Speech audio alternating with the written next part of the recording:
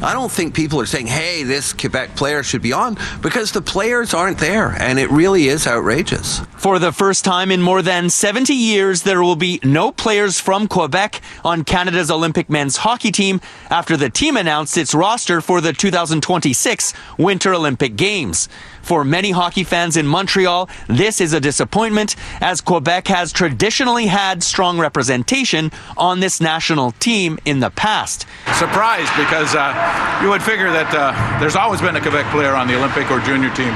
Well, it's really disappointing given Quebec's history in hockey and the population we have.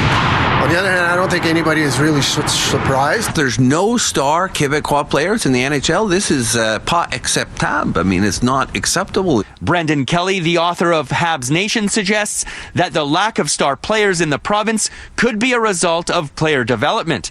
It underlines a huge problem with hockey in Quebec, and in fact, Hockey Quebec, which runs the minor league hockey in the province. We used to have so many great players.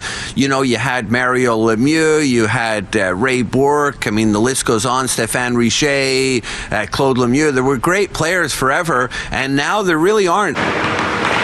Here at this Montreal hockey arena, certain players at this pickup game for men over 40 say that the decision not to choose a Quebec player isn't being seen as controversial because there isn't a specific player that should have made the team. I think it would have been more controversial if there were borderline players who hadn't made the squad, whereas people from other provinces had. But I don't think there were really any choices. I think their choices were obvious. Matheson or Letang would have been possible choices, but we've got a converted Quebecois in Nick Suzuki, so we're pretty happy with the result. Habs captain Nick Suzuki named to Team Canada for the Milan Cortina Olympics. I think, first of all, lack of interest. It costs a lot for kids to play hockey these days, so I think some of the potential ones are not playing.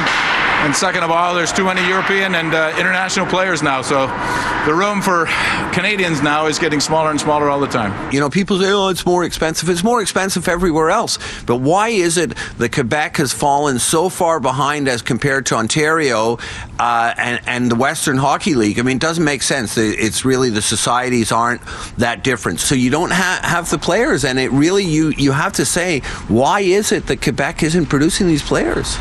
In Montreal, Gareth Maddox-Jones, City News.